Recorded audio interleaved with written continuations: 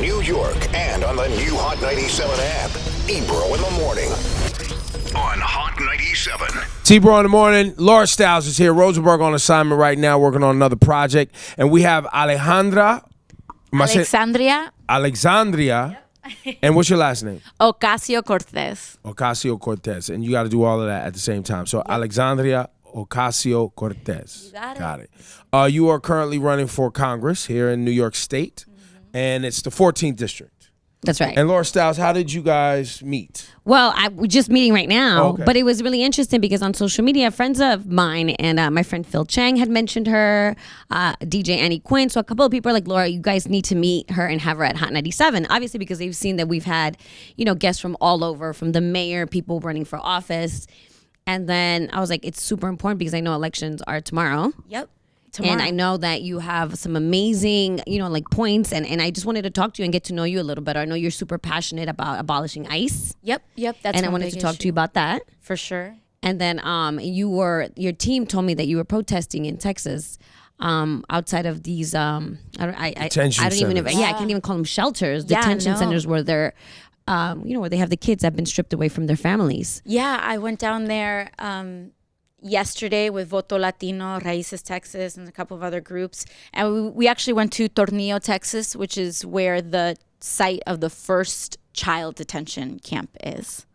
And how was your experience down there? I mean, it was wild. And yesterday, even MSNBC had set up this little tent, and there was a reporter out there, and even he was reporting out there that Border Patrol was lying to press about, what was going on. DHS wasn't giving a straight story. ICE wasn't giving a straight story. And there are really concerning and conflicting reports about what's happening with these kids. When you say lying, are they lying or are they given an assignment and ignorant to the detail? Well, I think it depends on who is talking to the reporter, okay. Right? If you're just the guy by the fence, totally possible you don't know what's going on. But if you're the spokesperson... you don't know the depth at which. Right. And the processes of this and that. But, one of the things that I did when I was up there was that I was talking to some of these officers because at this point, nobody doesn't know something of what we're doing. And what we do know is that it is a violation of human rights to separate a child from his or her parents. Well, we're not a part of the UN Human Rights Council anymore. Right? Yeah, so not anymore. Since, we don't care about international human rights, then clearly this administration is not going to care about people's rights coming across the border. Yeah, no. And that's why I think we have a responsibility because, it's not just when it comes to voting, but when it comes to what we see is going on, we see that they're bringing kids in the middle of the night, and even the mayor didn't know that they were taking these kids from the border and bringing them into New York City. Governor didn't know. The governor didn't know. And so, and I, my background is as an activist and as an organizer. So a lot of the times my reaction is going to be like, you have to shut it down. You have to shut it down. And sometimes I feel like bureaucracy is used as an excuse to just allow these things to continue. And when we have something as morally clear as being wrong as what's happening right now, it's our responsibility to be in the streets, to create that pressure, to have phone calls. Our area of the Bronx also has our first primary election in 14 years tomorrow. And so we got to not just be at the ballot box, but again, we got to be in the streets. Why we got to is it be the everywhere. first primary election in 14 years? Because there's a really strong political machine where I am running. 14th district, which is in the 14th district. East Bronx, part of Queens. Yep, like Jackson Heights, Corona, East Elmhurst, Sunnyside, Woodside, College Point. But then Pelham, City Island. Yeah. It's a really big district. And so for the audience watching this, and this is very important to me as someone who tries to unpack the complexities and put it in layman's terms. This district, as it's zoned, right, has a lot of very, very, very, very, very, very, very wealthy and a lot of very, very poor. And if you look at the numbers, you would see that the people who are disadvantaged outnumber those that have financial advantages. Just like the rest of this country, too. Just like the rest of this country. If the people that are at a disadvantage do not participate in sheer mass and numbers, the money and wealth of those that are advantaged will overpower you and your needs as someone who is trying to make way in this country, build wealth, take care of your families, get a proper education. Your needs will not be considered when decisions are made as far as allocating dollars. Yeah, and even, we say en masse, and it's true, we have to mobilize en masse, but even in our primary election, in our backyard, primary turnout is only 3%. Yo. So 3%. So out of 97% of people who are eligible to vote in this primary don't show up. Yeah, and so even though there is a mass mobilization that we need in the United States, honestly, if you vote tomorrow and you haven't voted before, it makes a massive difference, because in a district where there's only 3% voter turnout, honestly, less people than decide a city council race often decide who we send to Congress in our district. So now let's go a little deeper, because I know we're talking about immigration at the border, and that's a big topic. But in your district, the 14th district, what are the people, your constituency, and the people who support you and want to see you, what are the primary things that need to help everyday life? For sure. Because sometimes I feel like that's glossed over with the bigger, more, national topics. And one of the things I feel like people who are progressive minded and want to see real change in this country look over is the fact that a lot of the people whom we serve are thinking about their paychecks.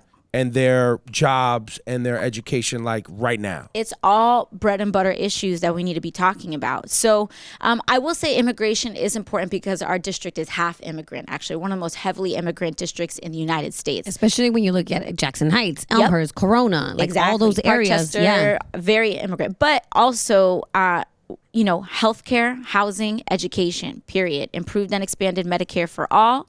We need to start approaching housing as a human right instead of just as a luxury. And we also need to start talking about how we actually accomplish tuition-free college and trade school for our kids, because especially where I come from, where we come from, I feel like a lot of people count themselves out from going to college because they feel like their family can't afford it anyway. So they people just don't even put it in their view of themselves for the future, because it is so financially difficult to attain. So when we kind of open these things up, we can financially, economically transform the lives of working class New Yorkers. Well, and also we talk about a lot on the radio, which is one of the biggest failures happening in our society, which is in the public school system, is when you graduate from high school, you don't have a transferable skill. You're not walking out of school with actually something that you can take with you in life that can help you make money, right? A lot of times, all of us, we left school planning to go to college to get a certificate that would enable us to then go after some sort of life that we thought would be financially viable, and things shift, right? And so if you have a trade, if you know it's something that you can literally trade, and that's why it's called a trade, that you can go and use that to make money. And that's, I think, is very important too, right? Because even now you can go and you can have a double master's. I mean, I know people who have plenty of scholastic achievement and can't find work. That's exactly right. And that's also not only why we're talking about tuition-free college, but we're talking about tuition-free trade school and the ability to re-educate yourself as your life goes on. Because as our economy is evolving, we can't just learn one skill and expect that to last us the rest of our lives. We have to be able to go back to learn how to, even learn how to do technology, learn how to work with technology that isn't even invented yet. And so, opening that kind of educational opportunity to all is so important for our economic growth as well. If elected, what are, besides what we've been talking about, what are some of the other strong points that you want to focus on? Yeah, so, well, first of all, I think one of the things that we talked about, and one of the things that our campaign has really brought to the forefront in the country, are two issues that when I first started this race, when we first started talking about it, were totally fringe issues and are now pretty mainstream.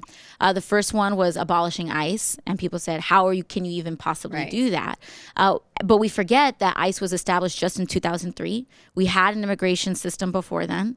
And what's different about ICE is that they operate outside of the scope of the Justice Department. So they don't have the accountability. And ICE was a reaction to 9/11, right? Exactly. So Patriot Act, Iraq War, ICE, all happened at the same time.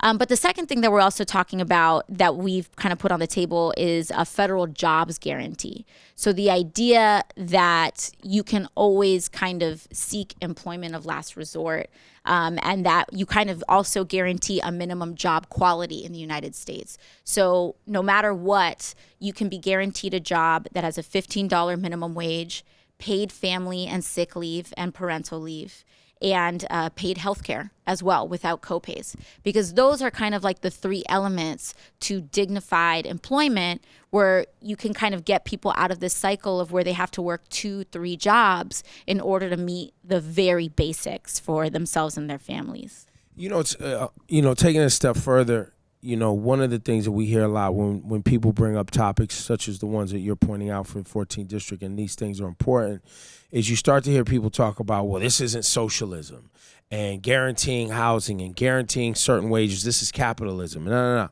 And, the work that you're doing is what provides the balance, right? Because I feel like what you're doing is truly patriotic, right? Like, I don't think it's looked at in that way, right? Because a lot of greed is celebrated in our country, right? Get as much as you can is celebrated in our country. By any means necessary is celebrated in our country. And so when someone like yourself comes along and tries to talk about helping people actually grow within our country and be able to establish themselves and establish a livelihood for themselves, right? A lot of times it feels like by the elites, that's frowned upon, right? But I always feel like, well, if you've made tons of money, whether it was generationally passed on or you've made it in your own lifetime, and you're not concerned about helping people reach the middle class or the middle class grow, then how patriotic are you really, and how much do you really believe in the American dream? Because the pendulum swings, right? Like, I mean, I'm sure there's times where everybody's just worried about getting paid. But there's other times where we have to actually be very concerned about the next 25, 30 years, how we're educating the next workforce, how we're making sure that people can move from one level to the next level. Because one of the reasons we have a housing crisis here in New York City right now is because New York City got so expensive so fast that people literally could not move out of the projects. Because the wage wouldn't support my family's ability to actually make more money to go. And there's other factors, credit and credit score and banking and other things that actually help people move out of the projects. Yeah, and I mean, and what you're talking about is exactly right, because we have to get to a point where we realize that the state that we're in is actually extreme. The fact that in New York City, there are 3 times more empty luxury apartments than there are people experiencing homelessness. For every 1 person that is experiencing homelessness in New York City, there are 3 empty luxury apartments somewhere out here in New York City. That is a system that doesn't work. That is a crisis. That's greed. That is greed. And then also, when we talk about patriotism, it's about living in a country that we can be proud to live in. And if we want to be proud of living in this country, I want to be proud to live in a country where people aren't too poor to live. I want to be proud of living in a country where every child gets the same access and opportunity to an education. I want to be proud to live in a country where we can take care of our society and make sure that people have access to visit the doctor and able to get the medicine that they need without being too poor to live. That is the country that I'm going to be proud to live in, and that's the country that we have to work for. Because this idea that we're going to be proud to live in a country where 2 people can have ultra yachts with helicopters with little yachts inside, that I don't think is like the yacht with the mini yacht. Not enough yachts. That like 2 people have. That is the only thing better than one boat is 2 boats. I mean, what are we talking about? That's really what this is about. I'm just still stuck on only 3% of people coming out to vote. How are you delivering the message? How are you shaking things up to try to get these people to come out and vote? Well, I think it's kind of a self-fulfilling prophecy, because I also think that our community, we have the tendency sometimes to blame ourselves. And there is absolutely personal responsibility. You know, you got to register, you got to check your polling place, got to know when the primaries are. But there's You got to be informed. You got to read. Be informed. You got it, like, for sure. But there's also every relationship is two ways. And I feel like a lot of our incumbent politicians, when I first started running for office, all of the experts, what they told me is only bother talking to the people who have already voted in the last 3 primary elections. That's just research talk. Right? That's research talk. Exactly. And so the thing is, that's that. Like I've sat in a lot of focus groups and fish where the fish are. I've heard. I mean, exactly. Any market. That's any marketing 101. And so the thing is like I come from the background again as an organizer, an educator, and an activist. And so for me, I look at that situation and I see what they're not saying. What they're not saying when they tell you that is basically saying, don't reach out to communities of color. Don't reach out to young people. Don't reach out to people without a college degree. Don't reach out to people with 2 jobs. And just bother with the triple primes. And the triple primes that's what they call them, triple primes, tend to be wealthier. They tend to be a little bit more They have something to lose. Exactly. And so they're paying attention to what's going on a little bit more than people who have already, as you said, kind of blame themselves for their circumstance, and they kind of feel like, oh, I don't really feel like I can make a change. Right. And so for me, I knock on doors that have never been knocked on before. And people would say you're wasting your time because this person has never voted. But I know, especially in a district with 3% turnout, the majority of people don't vote in primaries. Right. So if we can come to them with integrity, with a message, with values, where people see and know and feel and smell and everything and sense that we are not for sale and that we're literally here in these streets for this community, they will turn out. And I mean, this whole campaign started on that faith, and we'll find out tomorrow. And I hope that people here turn out and vote tomorrow. But the only way that we're going to change our destiny is by participating and making sure that we're out here and existing in our political system. And who are you up against, and what is this person's attributes? So my opponent's name is Joseph Crowley. He has been in the seat for 20 years. Wow. He was appointed the seat. He was not elected to the seat. He was appointed to the seat by his mentor in this crazy legal loophole in 1998, 1999. Wow. And we've had the same representation ever since. We haven't even had a primary. We haven't even had a choice in 14 years. So are now you the only choice against this guy? That's right. It's just me and him. I love this already. I love this. I also read, and please explain this to me too, that you guys were supposed to have some kind of debate, and he sent a fellow Latino that was working for him to go and debate you. He didn't want to face you face to face. What was up with that? Yeah, so the community, I mean, it's an exciting thing. We have our first primary election in 14 years. Nobody thought that I was going to get on the ballot because to even be a candidate in New York, it's actually very, very difficult. The machine makes it really hard. So nobody thought we were going to get on the ballot. We organized a mass movement of people on no money, and boom, first primary in 14 years. So naturally, the community is excited. They start asking for a community debate. So community groups in Queens started asking. A group in the Bronx started to ask.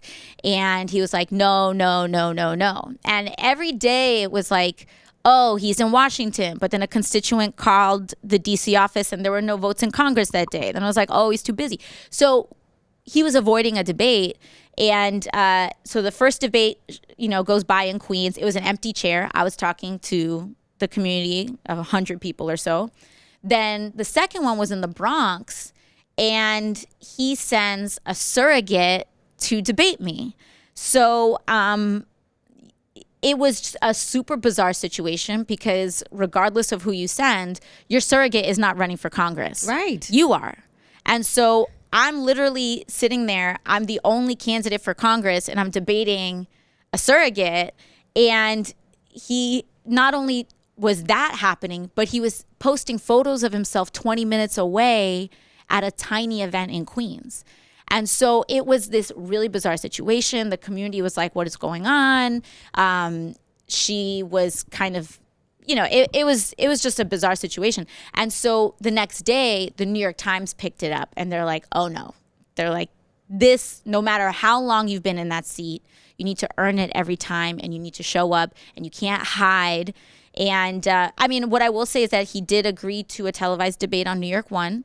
So I debated him on TV like 2 weeks ago, and I think that went really well. And like, if you wanted to see how that went, just look it up, New York One. What the polls say? You know, the polls. Yeah. So what's weird too is that there's no polling in this race. Because it's a small Because district? it's a small turnout race, because a lot of the press isn't, to be honest, a lot of the press isn't taking me seriously. But time and time again, we've made history. We've triggered the first primary election in 14 years. You go out in the Bronx right now, you go out in Queens right now, you will see people in purple shirts with my name on it, out here hitting doors, knocking streets, handing out palm cards. Like, we are out here. The only reason they're not taking us seriously is honestly because You're new? I think it's because I'm new. I don't even know. I don't even know why, because You're new, you're young, you're a woman. You're Latina. mean, I think that there's aspects to all of those things, but this race is winnable. So now I'm gonna say why. I'm gonna tell you this. Watch for the jokes, right? So there was a young lady came by here, was running for a district in Queens.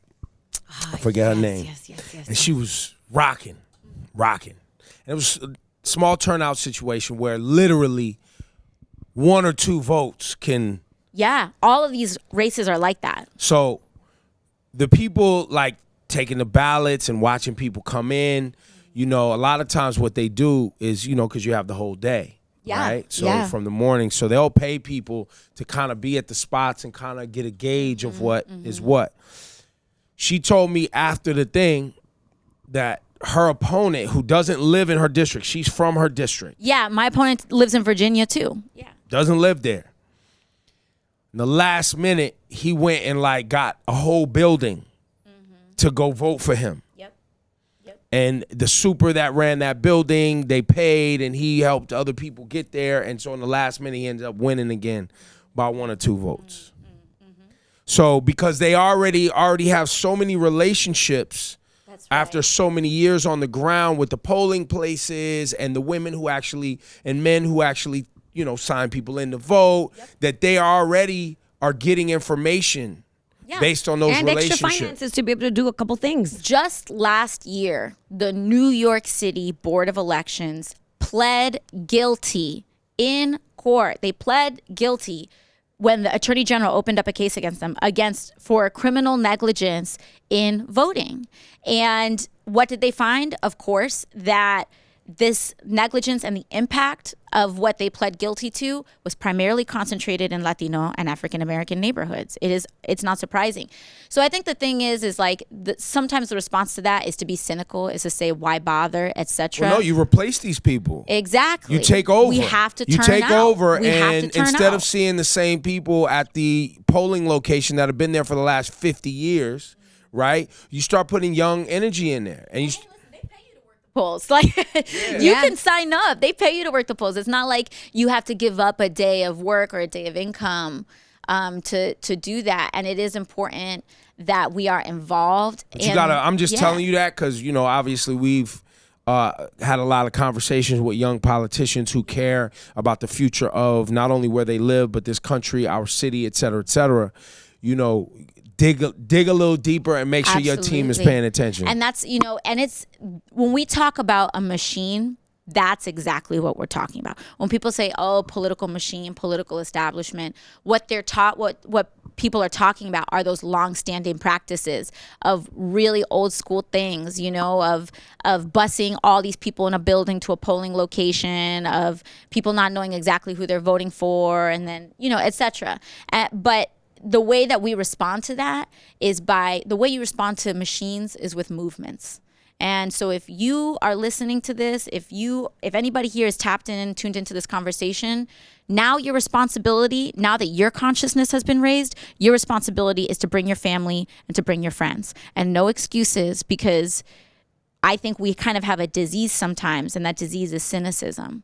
We allow that cynicism to take over, and we disenfranchise ourselves when we count ourselves out, when we say, oh, it's all predetermined. It's not all predetermined. And it is a fight. That is literally why they call it the struggle. Right. That is literally why they call it that. And we forget that. But it's because that is what we have to be engaged in if we're going to prosper for our families. Well, we know you have a long day of running around and more press to do. So we just want to thank you for Look up the name Ocasio-Cortez. Cortez. Right. Thank you guys so Ocasio-Cortez much. on the ballot if you live in the 14th district and you want to see some change and you want to see some new energy, some new representation. It was a pleasure meeting you. Thank Pleasure you guys meeting so much you. for No having me problem. on. Awesome.